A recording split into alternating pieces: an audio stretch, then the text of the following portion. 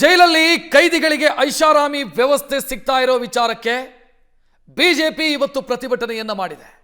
ಮುಖ್ಯಮಂತ್ರಿ ಸಿದ್ದರಾಮಯ್ಯ ಅವರ ಗೃಹ ಕಚೇರಿಗೆ ಮುತ್ತಿಗೆ ಹಾಕುವಂತ ಪ್ರಯತ್ನವನ್ನ ಬಿಜೆಪಿ ನಾಯಕರು ಮಾಡಿದರು. ಬೆಂಗಳೂರಲ್ಲಿ ಸಿಎಂ ನಿವಾಸಕ್ಕೆ ಮುತ್ತಿಗೆ ಹಾಕುವಂತ ಪ್ರಯತ್ನವನ್ನ ಮಾಡಿದರು. ಅವರನ್ನ ವಶಕ್ಕೆ ಪಡೆಯಲಾಗಿದೆ.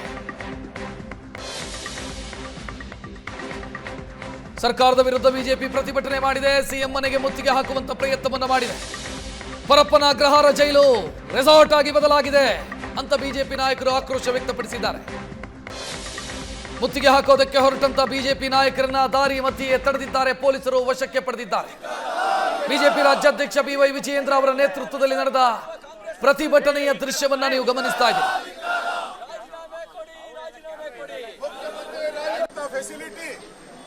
ಪಾಕಿಸ್ತಾನದಲ್ಲೂ ಸಿಗಲ್ಲ, ಬಾಂಗ್ಲಾದೇಶಲ್ಲೂ ಸಿಗಲ್ಲ ಅಷ್ಟು ಫೆಸಿಲಿಟಿ. ಬಿಜೆಪಿ ರಾಜ್ಯಾಧ್ಯಕ್ಷ ಬಿವೈ ವಿಜಯೇಂದ್ರ, ವಿಪಕ್ಷ ನಾಯಕ ಆರ್ ಅಶೋಕ್ ಮತ್ತು ಪರಿಷತ್ನ ವಿಪಕ್ಷ ನಾಯಕ ಛಲವಾದಿ ನಾರಾಯಣ ಸ್ವಾಮಿ, ವಿಧಾನ ಪರಿಷತ್ ಸದಸ್ಯ ಸಿಟಿ ರವಿ ಸೇರಿ ಪ್ರಮುಖರು ಪ್ರತಿಭಟನೆಯಲ್ಲಿ ಭಾಗಿಯಾದರು. ಗೃಹ ಸಚಿವರು ರಾಜೀನಾಮೆ ಕೊಡಬೇಕು ಅಂತ ಆಗ್ರಹಿಸಿದರು. ಜೈಲಲ್ಲಿ ಐಷಾರಾಮಿ ವ್ಯವಸ್ಥೆ, ಸಿಎಂ ಮನೆಗೆ ಬಿಜೆಪಿ ಮುತ್ತಿಗೆ ಹಾಕೋ ಪ್ರಯತ್ನ ಮಾಡಿದೆ. ಸಿಎಂ ನಿವಾಸಕ್ಕೆ ಮುತ್ತಿಗೆ ಹಾಕುವಂತ ಪ್ರಯತ್ನ ಮಾಡಿದಂತ ಬಿಜೆಪಿ ನಾಯಕರನ್ನ ದಾರಿ ಮಧ್ಯೆ ಪೊಲೀಸರು ತಡೆದಿದ್ದಾರೆ. ಪೊಲೀಸರು ಬಿಜೆಪಿ ನಾಯಕರನ್ನ ತಡೀತಾ ಇದ್ದಂತೆ ಹೈ ಡ್ರಾಮಾ ಸೃಷ್ಟಿಯಾಯಿತು. ಸಿಎಂ ಮತ್ತು ಗೃಹ ಸಚಿವರು ರಾಜೀನಾಮೆ ಕೊಡಬೇಕು ಅಂತ ಬಿಜೆಪಿ ನಾಯಕರು ಆಗ್ರಹಿಸಿದರು. ಸರ್ಕಾರದ ವಿರುದ್ಧ ಆಕ್ರೋಶ ವ್ಯಕ್ತಪಡಿಸಿದ್ರು. ನೋಡ್ತಾ ಇದ್ದೀರಿ, ಸಿಟಿ ರವಿ ಪ್ರತಿರೋಧ ವ್ಯಕ್ತಪಡಿಸಿದ್ರು. ಅವರನ್ನು ವಶಕ್ಕೆ ಪಡೆಯೋದಕ್ಕೆ ಮುಂದಾದಂತ ಸಂದರ್ಭದಲ್ಲಿ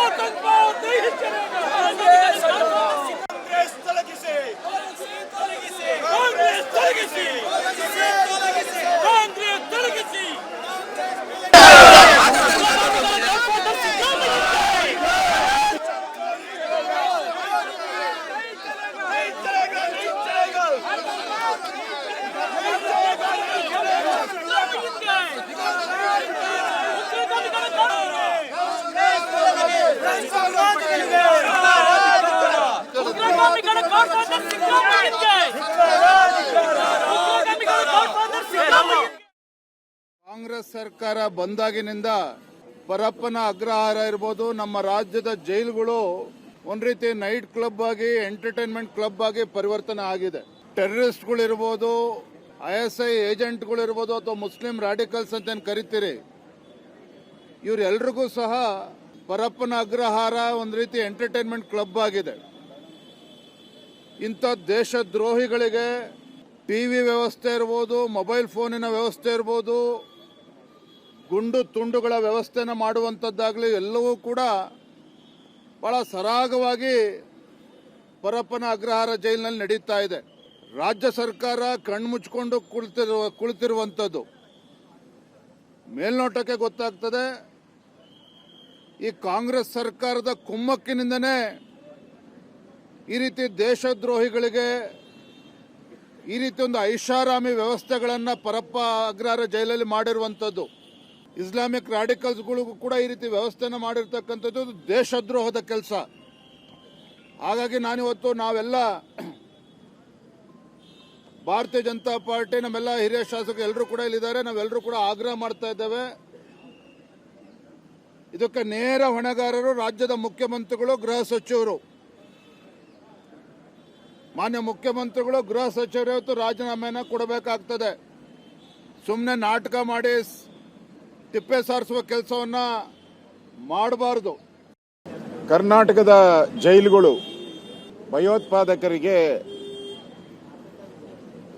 ಒಂದು ಸ್ವರ್ಗ. 5 ಸ್ಟಾರ್ ಹೋಟ್ಲ್ಗಳಲ್ಲಿ ಏನು ಫೆಸಿಲಿಟಿ ಸಿಗುತ್ತೋ ಅದಕ್ಕಿಂತ ಹೆಚ್ಚಿನ ಫೆಸಿಲಿಟಿಯನ್ನು ಈ ಜೈಲುಗಳಲ್ಲಿ ಈ ಕಾಂಗ್ರೆಸ್ ಸರ್ಕಾರ ಓಲೈಕೆ ಭಯೋತ್ಪಾದರ ಓಲೈಕೆ ಮಾಡ್ತಾ ಇರುವಂತ ಕಾಂಗ್ರೆಸ್ ಸರ್ಕಾರ. ಕಾಂಗ್ರೆಸ್ ಪಾರ್ಟಿ ಇವತ್ತು ಜಾತ್ಯತೀತ ಪಾರ್ಟಿಯಾಗಿ ಉಳಿದಿಲ್ಲ. ಕಾಂಗ್ರೆಸ್ ಪಾರ್ಟಿ ಕೋಮುವಾದಿ ಪಾರ್ಟಿಯಾಗಿದೆ.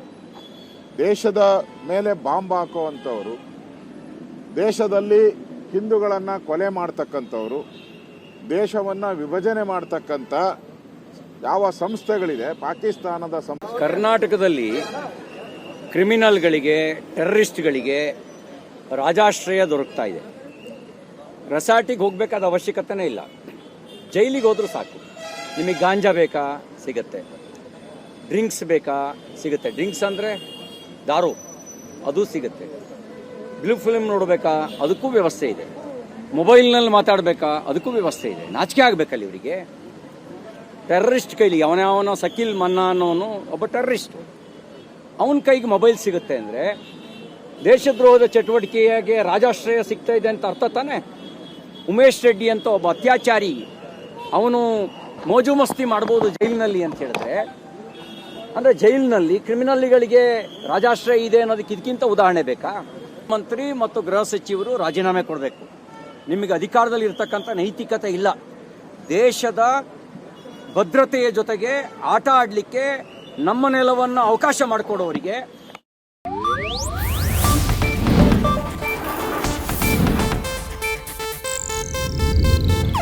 ಇದು ಏಷ್ಯಾನೆಟ್ ನ್ಯೂಸ್ ನೆಟ್ವರ್ಕ್ ಪ್ರಸ್ತುತಿ.